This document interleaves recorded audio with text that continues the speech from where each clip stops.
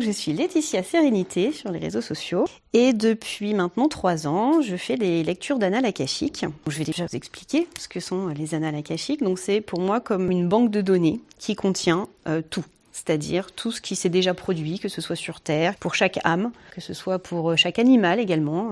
Tout a des annales akashiques, même au niveau des lieux.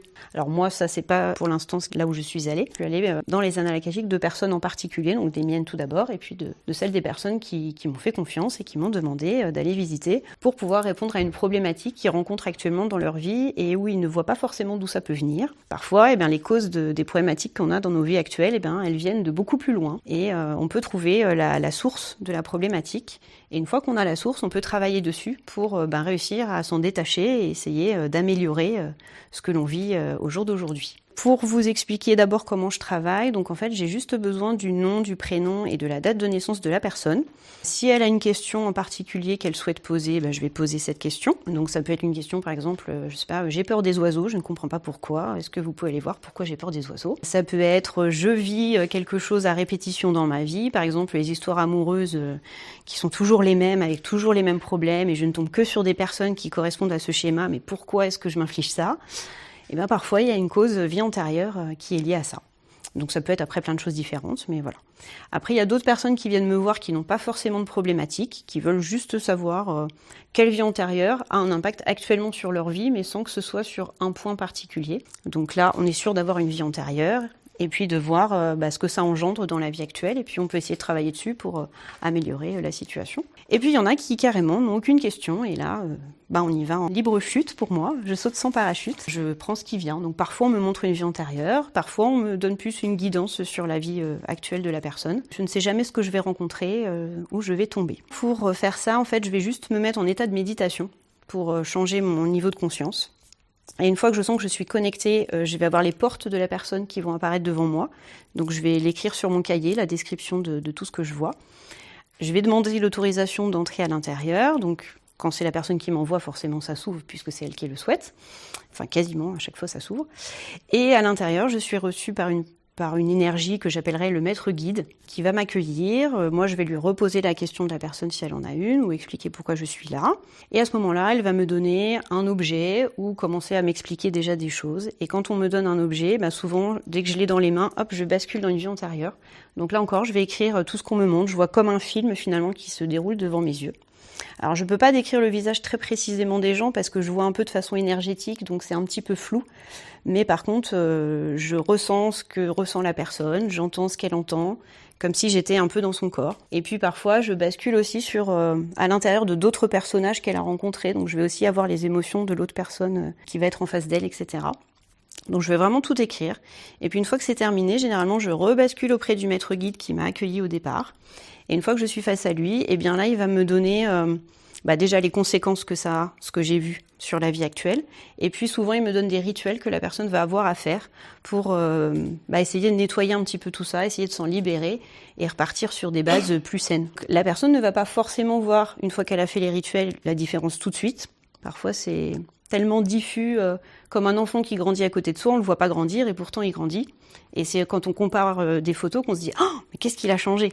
Là, c'est un peu la même chose, c'est que votre vie, elle va continuer finalement telle qu'elle est, mais avec une infime différence qui, petit à petit, va faire que plus tard, vous pourrez me contacter pour dire je viens de réécouter ce que vous m'aviez fait il y a 2 ans, par exemple, et waouh, en fait, je vois l'évolution maintenant.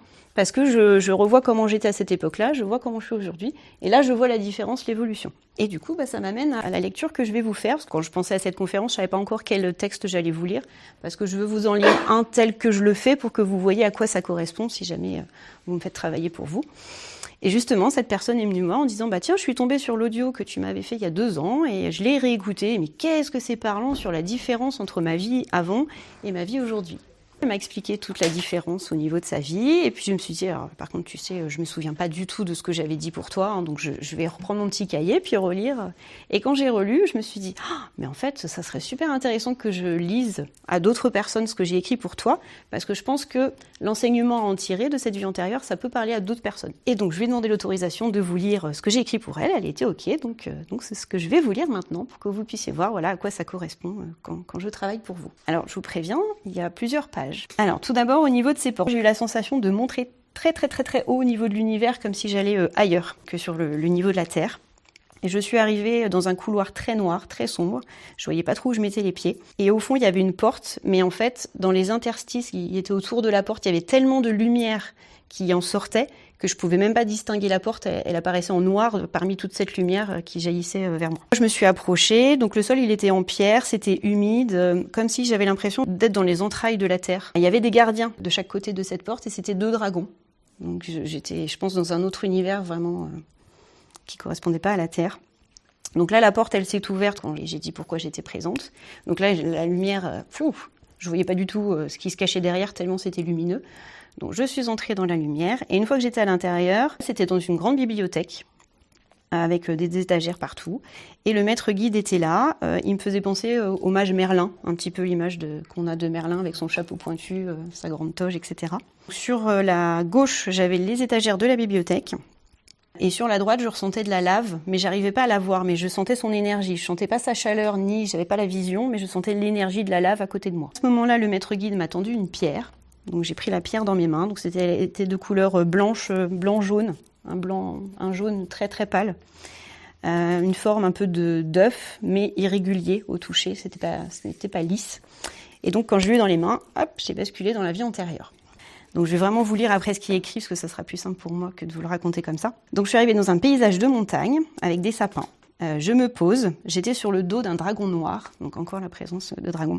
Je suis un jeune homme, habillé avec des peaux et du cuir, et il y a des lanières sur sa tenue. Il marche vers une petite maison en rondin de bois. Il entre, il y a une femme plus âgée à l'intérieur qui cuisine dans un chaudron, au niveau de la cheminée. Donc j'avais noté sa mère, point d'interrogation. J'avais l'impression, mais j'étais pas encore sûre à ce moment-là. Il l'embrasse sur la joue, il a de l'affection pour elle. Donc elle lui dit comment ça s'est passé. Lui, il lui répond comme d'habitude. Et en fait, là, je vois ce qu'il a vécu. Donc je vois une scène de chasse avec des armes, des épées et des flèches. Et il y avait un chevreuil qui avait été tué pendant cette chasse. Et en fait, c'était une chasse à d'autres dragons. Et je voyais vraiment les dragons fendre l'air pour plonger sur la proie. Il y avait énormément de bruit au niveau des armes et au niveau de la bataille, alors que je voyais bien que c'était une scène de chasse avec juste un animal, donc le bruit ne me semblait pas correspondre à juste un animal, quoi. Enfin, j'avais l'impression d'un bruit de guerre presque entre plein d'hommes, alors que c'était juste un chevreuil, quoi. Donc il y avait quand même un décalage entre ce que j'entendais et ce que je voyais. Sauf qu'en fait, autour, il y avait beaucoup d'hommes qui étaient plus âgés, qui étaient très costauds, et après, je les vois tous aller à la taverne pour boire. Je sens qu'ils ont comme un besoin de se battre, de faire la guerre, mais que ce besoin, il est inassouvi parce qu'actuellement, dans leur pays, il n'y a pas de guerre. Donc, en fait, j'ai compris qu'ils transposent la chasse pour faire comme s'ils allaient à la guerre. Et donc, le pauvre animal qui se retrouve au milieu de tout ça, voilà, il est comme au milieu d'une scène de guerre. Donc, c'est pour ça qu'il y avait une différence entre ce que je voyais et ce que je percevais. Donc, j'ai écrit « Alors, ils se défoulent pendant la chasse pour faire sortir cette violence en eux. Ils aimeraient une guerre pour se défouler. Le jeune homme n'est pas comme ça. Il n'aime pas ça. Il chasse pour le besoin de se nourrir, mais il n'aime pas du tout cette violence que les autres expriment. Il aspire à plus de calme, ne souhaite pas de guerre. Ça le désole de voir les autres comme ça. Un homme en particulier ressort du lot, il est colossal, il a les cheveux longs, roux, avec des nattes et une barbe et énorme moustache. Il me fait penser à un viking, avec des peaux de bête, de cuir et des morceaux de métal, comme des morceaux d'armure. Il boit, il parle très fort et il aimerait la guerre pour déchaîner sa violence. Donc là, je reviens dans le corps du jeune garçon à la maison. Donc retour à la maison, le jeune garçon passe à table et se sent dépité par le comportement de ces hommes. Il pense qu'ils sont tellement fous de violence qu'ils vont provoquer une guerre rien que pour se défouler. Et il sait qu'il va devoir faire partie de la bataille, même s'il ne le souhaite pas. Il y a la notion de royaume. J'entends royaume du Sud et royaume du Nord. Après, voilà. Et donc il y a une forte notion de devoir. On ne peut pas fuir son devoir, c'est le royaume avant tout. Donc j'avais cette notion que même s'il n'était pas en accord avec ce qui allait être fait, il n'aurait pas le choix que d'y aller, parce que c'est vraiment son devoir. Donc de nouveau, j'entends des bruits de guerre, de combats d'épée. J'ai l'homme colossal roux qui se bat avec des autres colosses tout autour de lui. Il y a aussi des lances et toujours des hommes sur des dragons avec des arcs et des épées. Donc le jeune homme est sur son dragon, il participe au combat par devoir, même s'il n'aime pas ça. Il se bat avec honneur pour son royaume. Et il y a quelques dragons, mais la plupart du combat a quand même lieu au sol. On me montre que les dragons, ils sont comme domestiqués à la place des chevaux dans ce monde-là. Ils ont une grande force, une grande puissance, mais ils sont très dociles en fait. Et ils sont au bon vouloir des hommes. Ils ne crachent pas de feu, c'est pas la notion de dragon qu'on peut avoir dans les légendes habituelles. Et il n'y a pas du tout de violence en eux, c'est juste ils obéissent. Voilà, ils obéissent à l'homme qui est sur eux. Une fois le combat terminé, le jeune homme rentre chez lui auprès de sa mère. Il est triste, il est fatigué, et il ne comprend toujours pas le sens de ses combats.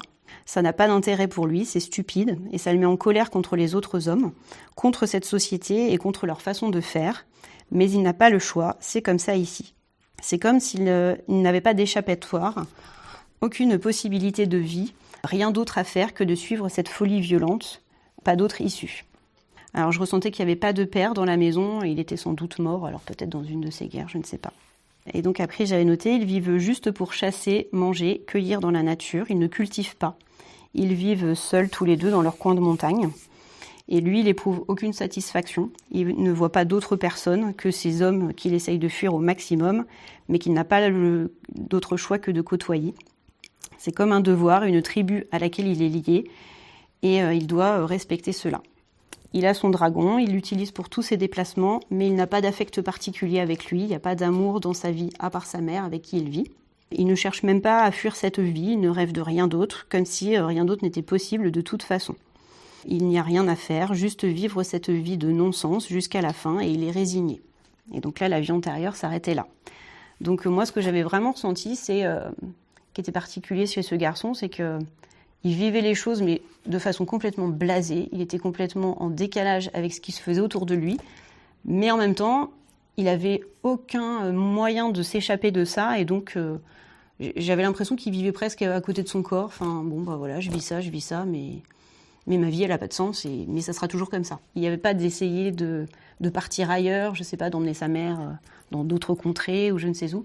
C'était vraiment, je continue parce que j'ai pas le choix, c'est comme ça. Et c'est vrai que c'était assez triste à voir quand même, parce que il n'y avait pas une vie chouette, quoi. Alors après, donc retour auprès du maître guide, là qui m'explique une vie qui semble gâchée, blasée, sans aucune utilité, juste vivre pour vivre parce qu'il le faut.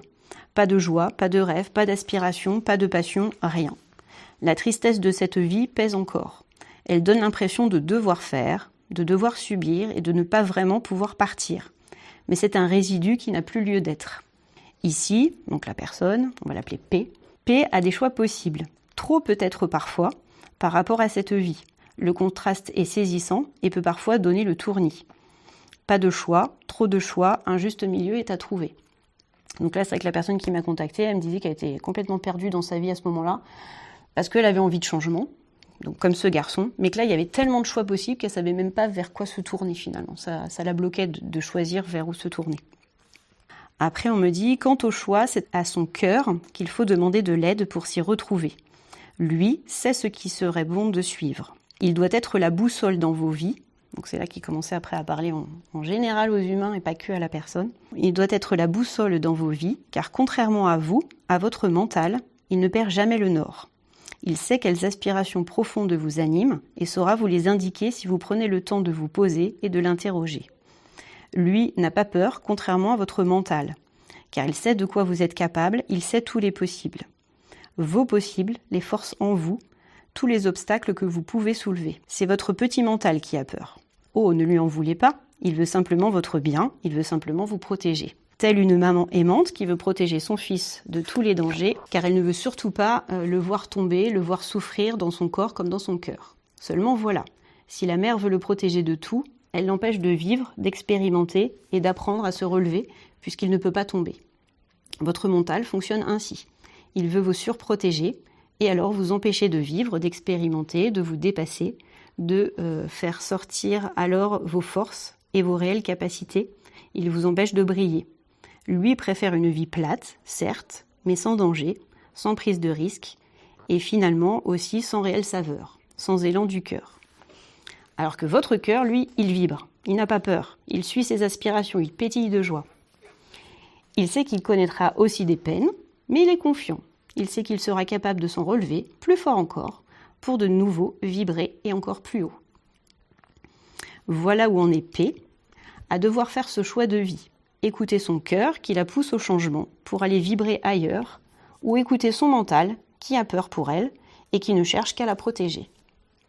Aucun des deux n'a tort entre le cœur et le mental. Chacun a sa raison d'être et c'est le propre de l'humain de choisir à chaque moment de sa vie la voie duquel il doit suivre. Le choix du cœur, c'est comme si c'était Dieu lui-même, fier et confiant envers son enfant, qui voulait l'encourager à tout tenter, à tout vivre, car il sait que pour son enfant, tout est possible. Il a aussi confiance en la vie qui fera tout de façon juste pour toujours soutenir son enfant. Même s'il a à vivre des épreuves, c'est pour mieux révéler toutes ses forces intérieures. Alors que P se souvienne de cette vie de non-choix, de vie basique, sans autre valeur que le devoir, sans aspiration. Elle verra le contraste avec sa vie actuelle, faite de choix et de liberté. Qu'elle se reconnecte à son cœur et qu'elle écoute ce qu'il a à lui dire, et il en a des choses à lui dire. La méditation, l'introspection, le lâcher-prise sont les maîtres mots. Et pourquoi pas des lectures inspirantes. Rien n'est de trop pour se relier à nouveau à son cœur. P a déjà ce pétillement et cette joie de vivre, alors qu'elle ose y laisser libre cours et le suivre. Alors moi après j'ai demandé au maître guide, mais concrètement, qu'est-ce qu'elle doit faire? Qu'est-ce qui peut l'aider pour se défaire de ce blocage? Et donc on me dit, le blocage est uniquement dans la peur de revivre les élans du cœur.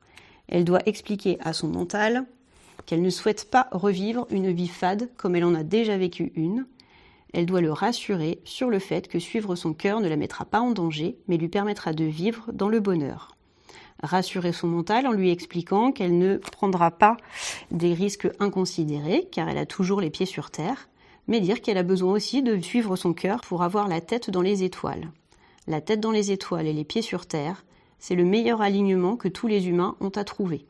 L'équilibre entre le rêve et le passage à l'action dans la matière, avec le cœur au milieu pour aligner tout cela, pour relier la tête et les pieds. Tout l'équilibre est là. Et donc après, ils m'ont listé des choses qu'elle pouvait faire. Donc la lettre à son mental, comme je viens de décrire là, pour le remercier et le rassurer, telle une maman, à apaiser au moment de quitter le nid pour l'enfant. Après, un exercice de ressenti avec le cœur et avec le corps, donc je vous expliquerai ce que c'est tout à l'heure. Et la technique des bonhommes allumettes pour couper les liens avec la vie de chasseur à dos de dragon. Après, j'avais demandé, est-ce qu'elle a encore un lien avec les dragons? Puisque dans cette vie-là, elle en avait un. Et on m'a répondu, un lien de pouvoir. Donc j'ai vu un dragon vert à ce moment-là. Et on me dit, dans cette vie de chasseur, le dragon était soumis aussi, sans force mentale, sans flamme, sans pensée propre. Et après, j'avais noté sans flamme et sans couleur. Effectivement, il était noir. Là, on me dit, P peut appeler à elle le dragon vert, qui lui a toute sa superbe, son énergie est colossale, et il a son feu, sa détermination propre. Il pourra l'aider à avoir du courage et pourra la soutenir de sa force en cas de besoin. Alors, j'avais demandé en dernière question, est-ce qu'il y a autre chose à dire à P? Qu'elle garde espoir, son bonheur est là à portée de bras, elle n'a qu'à trouver la force en elle de les ouvrir pour l'accueillir. Elle a déjà cette force en elle, elle n'a qu'à la laisser jaillir. Le dragon vert peut l'aider à cela. Et donc là, c'était terminé. Après, j'ai refermé les portes et je suis repartie. Voilà à quoi ça peut ressembler quand je travaille pour vous. Donc ça fait vraiment toute une partie vie antérieure. Ça fait un peu comme un mini-roman, sauf que c'est pas un roman. Voilà, c'est une vie qui a été vécue. Et après, il y a tout le travail avec le maître guide qui va expliquer comment se détacher de tout ça, arriver à nettoyer les liens qui peuvent rester, les résidus négatifs pour balayer un petit peu tout ça et nettoyer. Voilà. Le maître guide, oui. Je suis arrivée un petit peu après, tu l'avais présenté déjà? Alors le maître guide, en fait, c'est celui qui m'accueille quand je vais dans les annales akashiques. Souvent, il y a des portes et quand j'entre derrière les portes, il y a le maître guide qui m'accueille dans la pièce, parce que souvent c'est une pièce qui est derrière. Lui, il sait tous les contenus qu'il y a dans les vies antérieures et par rapport à la question que je pose, il sait ce qu'il doit me donner pour que je puisse voir la cause de la problématique de la personne. D'accord. Et c'est lui après qui conseille des exercices? Et c'est lui après qui conseille. Voilà, quand je reviens auprès de lui, une fois que j'ai vu la vie antérieure, c'est lui qui va me dire ce qui doit être fait pour nettoyer. Et c'est une ou plusieurs vies antérieures qui apparaissent? Parce qu'il peut y en avoir plusieurs. Alors la plupart du temps, j'en vois qu'une. Après, c'est déjà arrivé qu'on m'en montre plusieurs, mais quand j'en ai plusieurs, on me montre juste, ça fait comme des petits flashs des mini-séquences vraiment de plusieurs vies, et parce qu'elles ont un lien. Et on me montre en fait la continuité qui se joue. Voilà, c'est quand il y a le schéma répétitif sur plusieurs vies. Voilà, parfois il me montre, mais c'est assez rare. Généralement, j'en vois plutôt une. Que j'en vois plusieurs, ça a dû m'arriver peut-être 5-6 fois. Là, j'en ai fait 97 au jour d'aujourd'hui. Donc voilà, le pourcentage est quand même faible. En général, j'en vois qu'une. Ce sont des vies qui apparemment se sont passées aussi dans d'autres mondes. Ça peut arriver. Parce que là, pour le coup, le dragon, j'avais vraiment au début cette notion de je pars de la planète, je monte, je m'éloigne. Et je ressentais que c'était pas la vibration de la Terre, c'était autre chose. Ça y ressemblait visuellement, mais j'avais l'impression d'être dans le film Dragon. Je sais pas si vous connaissez Dragon avec Croque-Mou. Voilà, au début, je me suis dit, tiens, c'est Croque-Mou. Oui, c'est ça. Voilà, bon. Mais ça m'arrive régulièrement de tomber dans des choses où je me dis, mais j'ai vu ça dans un film déjà. Alors parfois, moi, ça m'interpelle, parce que je me dis, attends, c'est mon mental qui me refait voir le film que j'ai vu l'autre jour ou quoi? Et en fait, je me rends compte que quand je fais les audios aux personnes et qu'elles me répondent, non. Donc c'est peut-être que justement, j'ai vu le film avant pour avoir déjà une image mentale de ce qu'on va montrer après. Maintenant, je le prends un peu comme ça. Parce qu'il y a certaines choses, je me dis, mais punaise, j'ai vu une scène qui ressemble à ça. Alors, c'est pas toujours les mêmes détails, mais il y a parfois des choses un peu proches. Et voilà. Et qu'est-ce qui a été à l'origine, du coup, de la première lecture? C'est une formation? C'est venu comme ça? Alors, en fait, quand j'entendais avant le terme anal akashique, ça réveillait un truc en moi, parce que je me disais, mais qu'est-ce que c'est que ce truc? J'avais envie d'aller fouiller, de découvrir ce que c'était. Un jour, j'ai fait une formation sur les tirages de cartes d'oracle avec quelqu'un qui m'a dit, tiens, c'est marrant, tous tes jeux, ils ont une notion qui va vers les annales akashiques. Je me suis dit, tiens, encore ce mot qui revient, faudrait peut-être que je farfouille. Jusqu'à un jour où là, j'ai gagné un concours, et le gain, c'était que la personne aille dans mes annales akashiques. Donc, elle est allée dedans, et tout ce qu'elle m'a rapporté, mais incroyable, comment ça me parlait, c'était trop fou. Et là, donc, je lui ai dit, mais est-ce que tu formes les gens pour qu'ils aillent? Elle me dit, oh, oui, je fais des formations. Je dis, bon, bouge pas, je vais faire des choses avec toi. Et donc, je me suis formée, il y a de ça, 3 ans à peu près, un peu plus de 3 ans. Et je trouve ça tellement génial que voilà, je propose maintenant mes services pour ceux qui souhaitent découvrir des causes à leurs petites problématiques actuelles ou grandes problématiques. Après, ça dépend des gens, ce qu'ils rencontrent dans leur vie. Donc parfois les causes sont des vies antérieures, parfois c'est un peu différent, ça peut être du karma familial aussi qui se reproduit. Donc là quand il y a ça, on me montre l'origine, le premier aïeul qui a vécu quelque chose qui fait que sur toute la lignée après derrière, il y a la problématique qui résonne encore. Donc ça peut être ça également. Parfois c'est des malédictions aussi. Alors c'est assez rare, mais ça m'est arrivé de voir en cause une malédiction. Donc là, on me montre tout le protocole à faire pour la casser en fait. Ah oui, le maître guide toujours. Ouais, c'est ça. Ouais. Il me montre la personne à l'origine, comment elle a fait le truc et comment s'en débarrasser. D'accord. Voilà. Et est-ce qu'après, il y a des retours justement des personnes? Après, le maître guide, il donne des exercices. Ouais. Toi, tu transmets les personnes. Alors après, ça dépend des gens. Il y a des gens qui me font le retour tout de suite. Dès qu'ils entendent l'audio, ils me font un retour tout de suite pour me dire ce qui leur parle, parce qu'en général, il y a quand même des choses qui résonnent fortement avec leur vie actuelle. Donc en général, ils me font un retour tout de suite. Et puis parfois, ils m'en refont d'autres plus tard. Mais après, ça dépend des gens. Parce que justement, là, celle que je viens de vous lire, je l'avais expliqué tout à l'heure, ça fait 2 ans que j'ai travaillé pour elle. Et en fait, là, elle vient de réécouter les audios que j'avais faits. Et c'est là qu'elle se rend compte avec le recul de tout ce qui s'est passé. Parce qu'en fait, depuis ça, elle a demandé sa mutation, elle déménage, elle a quitté le compagnon avec qui elle était, avec qui ça fonctionnait pas. Donc tout ce qui n'allait pas, finalement... Elle l'a bazardé. Ouais, c'est ça. Mais elle s'est pas rendue compte, ça s'est fait tellement petit à petit qu'elle n'a pas vraiment réalisé, en fait, les choses. Et c'est en retombant sur l'audio 2 ans après, en réécoutant, que elle a vu, elle a dit, faut que je te dise, parce que là, franchement, depuis que j'ai réécouté, en fait, à l'époque, déjà, ça me parlait, ce que tu disais, mais elle dit, aujourd'hui, ça résonne encore plus fort. Et oui, ça arrive maintenant que des gens me contactent 1 ou 2 ans après pour me dire l'évolution. Donc pour moi, c'est chouette, c'est des beaux retours. Mais c'est vrai qu'en général, ça m'est arrivé une seule fois où la personne m'a dit, alors là, ça me parle pas du tout ce que vous me dites. Et sinon, toutes les autres fois, ça parlait aux gens et il y avait même des choses vraiment qui, moi, me semblent un détail. Mais voilà, je donne le détail parce qu'on me l'a montré. Et en fait, ça a une très, très grande signification pour la personne. Ouais, c'est Donc, ça. Après, tout est relatif, c'est comme dans les guidances, on dit bien aux personnes, ça peut vous parler maintenant comme ne pas vous parler, ça peut vous parler maintenant comme ou plus tard. Voilà, Ouais, c'est ça. Oui. Rien n'est figé dans le temps, donc... Oui, complètement. Et du coup, le maître akashique, quand il donne justement des explications, est-ce que c'est des explications que la personne est en mesure de recevoir ou pas du tout? Si. Par rapport à ce que vous lui dites, par exemple. Alors là, pour cette personne-là, ouais. Mais parce que je pense que c'est que... Alors peut-être qu'elle m'a demandé trop... Est-ce qu'on peut dire ça? Qu'elle m'a demandé trop tôt de travailler dessus? Je pense pas, parce que pour moi, rien n'est hasard et tout vient au bon moment. Donc je pense qu'à ce moment-là, elle avait besoin de l'entendre, mais qu'elle a besoin que ça chemine. Ouais. Je pense qu'elle avait besoin d'un point de départ, même si elle n'est pas encore prête à l'accepter, mais quelque part, ça travaille en elle sans qu'elle s'en rende compte. Et peut-être qu'elle aussi, dans un an, elle reviendra me dire, finalement, peut-être, je ne sais pas. Après, ça lui appartient. Mais voilà. Mais normalement, ouais, au niveau timing, en général, quand les gens viennent vers moi, c'est parce qu'ils le sentent. Et quand ils le sentent, c'est que c'est vraiment l'heure, quoi. Voilà, de recevoir. Ça se passe en visio ou en présence? Alors, c'est pas en présence parce que je le fais au moment où je sens que c'est l'heure. Et parfois, c'est 4h du matin. Donc, je peux pas vous le faire en présence. Si vous voulez, parce qu'il y a des nuits d'insomnie, ça m'arrive, où je me réveille d'un seul coup et je pense à la personne qui est sur ma liste d'attente et je dis « Ah, là, je crois qu'on me dit que c'est l'heure. » Donc, hop, là, je me lève, je me mets en état de conscience modifié et j'écris tout.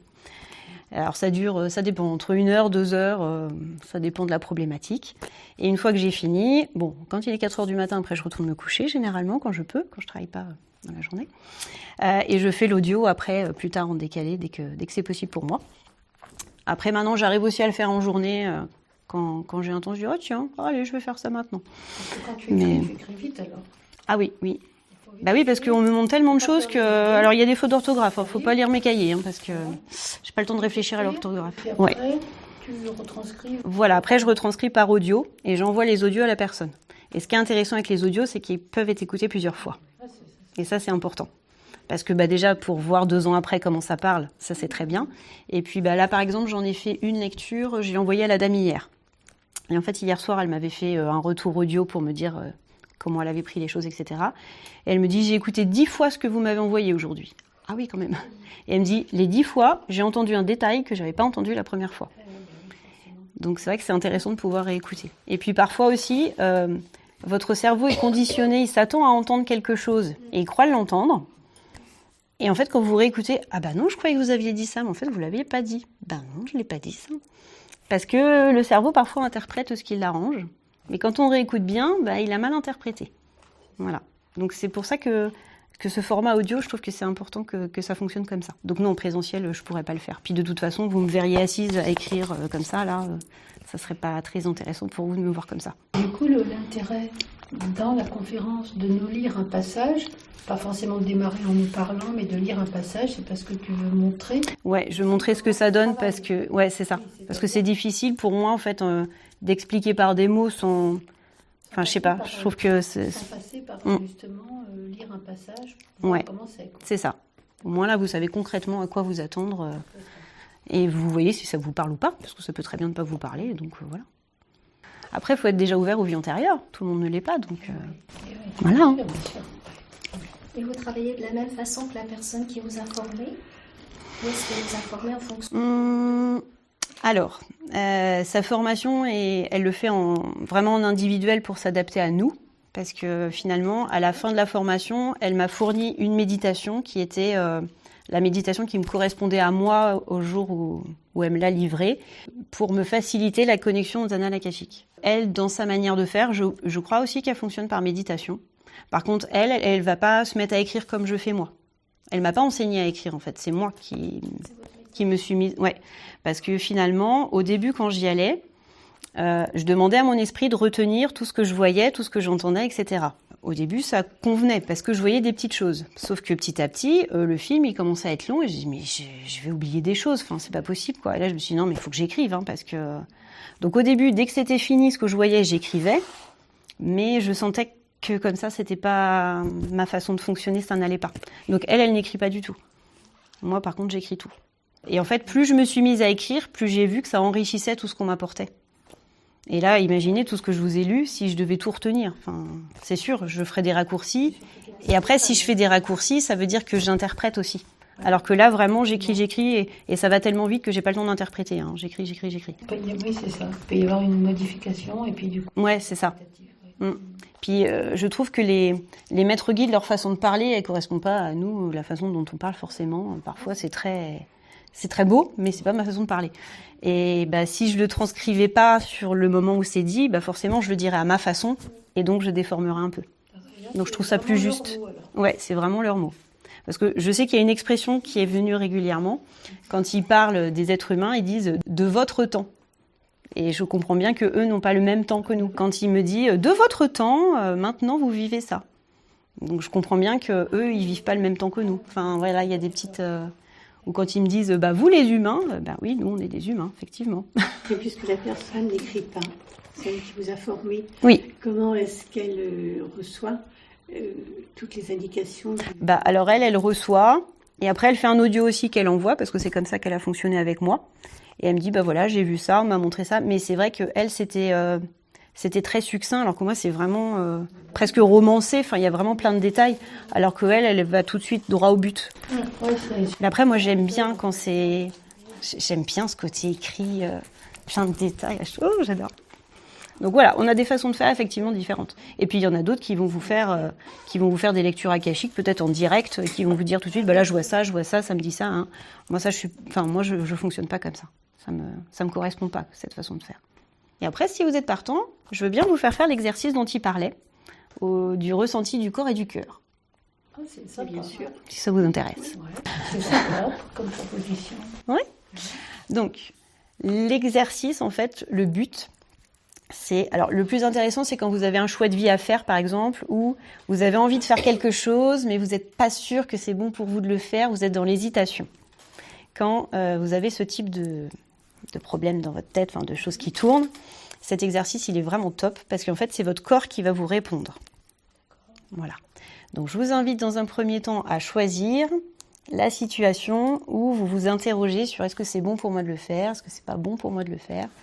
Essayez de visualiser ça dans votre tête. Et puis après, on va fermer les yeux et on va se concentrer sur son corps. Alors, vous allez faire 3 grandes inspirations de j'inspire et j'expire.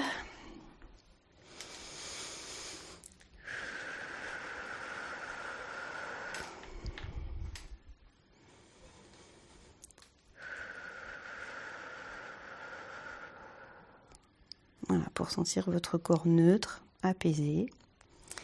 Et là, je vais vous demander de vous projeter dans un souvenir, mais un souvenir positif qui vous apporte de la joie et dans lequel vous vous sentez bien. Donc là, je vous laisse le temps de réfléchir à ce souvenir et de vous replonger dedans. Et une fois que vous êtes dans ce souvenir, vous vous concentrez sur votre corps. Comment il est? Comment est votre visage quand vous êtes plongé dans ce souvenir? Comment bat votre cœur? Est-ce qu'il y a des parties de votre corps qui sont très détendues? Est-ce que vous avez un sourire aux lèvres? Est-ce que votre cœur bat vite ou lentement? Concentrez-vous sur tous ces ressentis et mémorisez-les pour voir quand pour vous la situation est positive.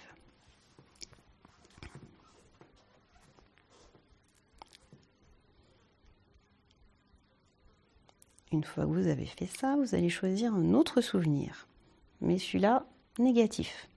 Quelque chose qui vous dérange, quelque chose qui vous met en colère, quelque chose avec quoi vous n'êtes pas d'accord, ou une personne qui vous énerve. Et là, vous allez faire remonter là aussi ce souvenir, cette situation en vous. Et une fois qu'elle est là, de nouveau, vous allez vous concentrer sur les ressentis de votre corps. Est-ce qu'il y a des parties du corps qui sont tendues, des muscles serrés? Comment est votre visage? Est-ce qu'il y a des parties qui sont plus tendues que d'autres? Comment est votre respiration? Les battements du cœur?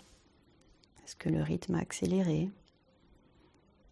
Et là aussi, vous allez mémoriser tout ce que vous dit votre corps par rapport à ce souvenir négatif. Ensuite, vous allez reprendre une grande inspiration pour couper avec ce négatif.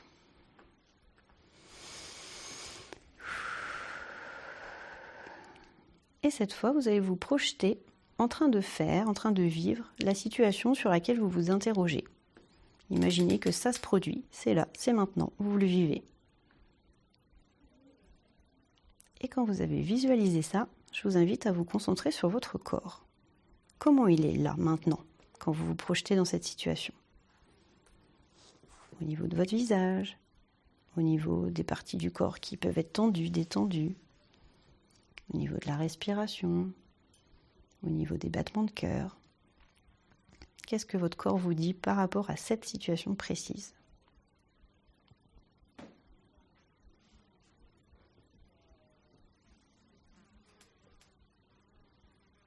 Voilà.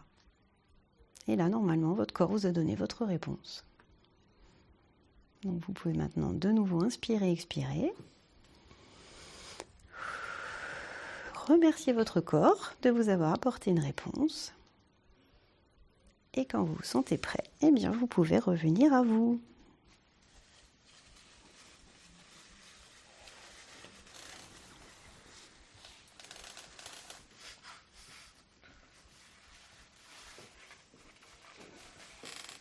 Alors, vous avez eu un oui, vous avez eu un non.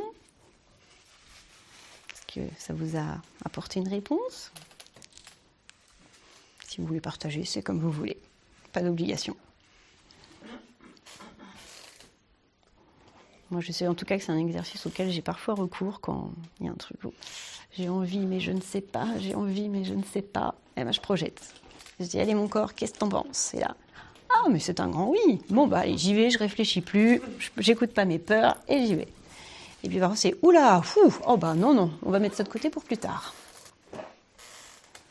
Voilà, je trouve intéressant de pouvoir, à travers la projection, pouvoir avoir une réponse corporelle. Un questionnement sur un des ouvrages que j'écris. Oui. Et puis la réponse, vraiment, j'ai senti que ça partait vers l'avant. Et une phrase qui est venue, qui est me pencher sur l'ouvrage. Donc j'ai là quand même la réponse. Voilà. Je termine. Voilà. Il faut y aller. Voilà. C'est ça. Mais le corps, à un moment donné, il a basculé. Il a basculé, Okay. Mais je ne pouvais pas le retenir. Bon, bah, il a bien répondu là. Il a bien répondu. Parce que moi, je sais que quand je me projette sur une situation qui me met mal, je sais que j'ai les poings qui se serrent, j'ai les sourcils qui se froncent, j'ai le cœur qui boum, boum, boum. En disant là, non, non, tu réagis pas bien là. Alors que quand je pense à un souvenir, là, j'ai le sourire aux lèvres qui monte tout seul, j'ai le visage détendu, mon souffle est très lent, je suis toute... je plane, quoi, limite. Voilà, donc je sens vraiment la différence, je peux pas me tromper, quoi, c'est vraiment notable. Hein. Donc après, voilà. Donc peut-être un exercice à faire chez vous aussi, parce que là, on est en comité, mais peut-être que chez vous, ça réagira de façon un peu différente, quoi. Mais j'ai toujours, à chaque fois que je pense aux souvenirs positifs, c'est toujours le même qui me revient, et ouais, c'est trop bien. Et après, quand je pense à ça m'énerve, je ressens bien la différence. Ou le ça, c'est pas bon pour moi, ça m'a fait du mal, je veux pas revivre ça, etc. Et là, ouais, la différence au niveau du corps, elle est impressionnante, quoi. Donc voilà, je voulais vous livrer cet exercice qui faisait partie de la guidance que j'ai fait à la personne. Et je me suis dit que ça pouvait vous servir à vous également. Merci. De rien. Avec plaisir. Puis ce que je trouve aussi intéressant dans ce texte, c'est vraiment ce côté où ce garçon, il aimait pas du tout ce qu'il vivait, mais pourtant il restait dedans. Et moi, quand je le voyais faire, je me dis, mais va-t'en, pars d'ici, tu vois bien que c'est nul, quoi, ce que tu fais. Mais lui, il était figé là-dedans, il n'y avait pas moyen pour lui de s'en sortir. Et après, le contraste avec sa vie à elle, qui aujourd'hui a envie de faire plein de choses, mais n'arrive pas à passer le pas, oui, mais c'est parce que lui, il ne l'avait pas passé non plus. Et que maintenant, il faut arrêter d'écouter, il faut y aller, quoi. Il faut écouter son cœur qui veut faire des choses et le faire, quoi. Et puis c'est vrai que quand elle m'a recontactée, qu'elle m'a dit tous les changements qu'elle avait faits, que maintenant elle était heureuse, je dis génial, quoi. Donc voilà. Par exemple, j'ai une cliente, c'est son fils qui a un problème. Et du coup, le fils, c'est complexe de lui proposer, il a 19 ans. Et en même temps, c'est plutôt le fils qui devrait demander, pas la mère. Et lui, par exemple, ce qu'il évoque, parce que je l'ai en ligne, ce qu'il évoque, c'est, en fait, il trouve que sa vie n'a pas de sens. Il n'a pas de projet. En fait, il est là, comme ça. C'est pour ça que ça lui fait penser. Ouais. Il est là, comme ça, et il se demande ce qu'il fait là. Ouais, effectivement. Ah oui, oui, oui. Justement, une lecture comme ça. Mais par contre, oui, il faut que ce soit la personne qui fasse. Il a fait plein de choses. Ouais. Alors, ça le relance un petit peu. Mais pas assez. Ouais, d'accord. Bah, effectivement, il peut y avoir quelque chose Là, il fait plus rien, de plus lointain. Il a arrêté les études, il ne travaille pas, il ne veut pas passer son permis. C'est depuis petit. Apparemment, depuis qu'il a 8-9 ans, il ne sait pas. Ouais. Ouais, il y a peut-être eu un traumatisme, soit dans cette vie-là, soit dans une autre. Il est un peu en suspens. Ouais. Ça les explore et puis quand on les met avec les... En fait, c'est vrai que quand on commence à se connecter, elles arrivent au moment où tu rencontres la personne et tu comprends plein de choses quand tu es ouvert à ça. Après, tu te dis waouh. Oui, les synchronicités sont parfois... Elles sont balèzes. Ouais, ah très, oui. Très balèzes. Oui, oui. Et l'aspect pratique, du coup, on prend rendez-vous par téléphone, c'est un règlement par carte bancaire. Alors, c'est un règlement par virement sur le compte de l'association que j'ai créé. D'accord. Et là, j'ai amené des petites cartes, il y a mes coordonnées pour me contacter dessus. Le virement, on peut payer par carte ou pas? Alors, par carte, alors PayPal, oui, j'ai un compte PayPal. Mais par carte, non. Sinon, c'est par virement. Vous enregistrez le RIB dans votre banque et puis ça fait un virement. D'accord. Pour avoir recherché un petit peu, m'être renseignée ici sur les annales akashiques, c'est la deuxième conférence que je vois. D'accord. Avec une autre personne qui pratiquait pas du tout comme vous. Ouais. Mais ce monsieur disait qu'il y a beaucoup de gens qui venaient le voir pour connaître leur mission de vie. Oui, j'ai eu des personnes aussi qui m'ont posé cette question. Oui. C'est des choses... C'est arrivé, ouais, j'ai dû le faire, je sais pas. Oh, je n'ai pas compté, je dirais une bêtise. Peut-être 5 fois, 6 fois, je sais pas. Mais c'est vrai que la plupart du temps, quand même, c'est par rapport à un problème que les gens rencontrent et où ils ne voient pas d'où ça peut venir, en fait, et qu'ils ne comprennent pas pourquoi. La plupart du temps, c'est ça.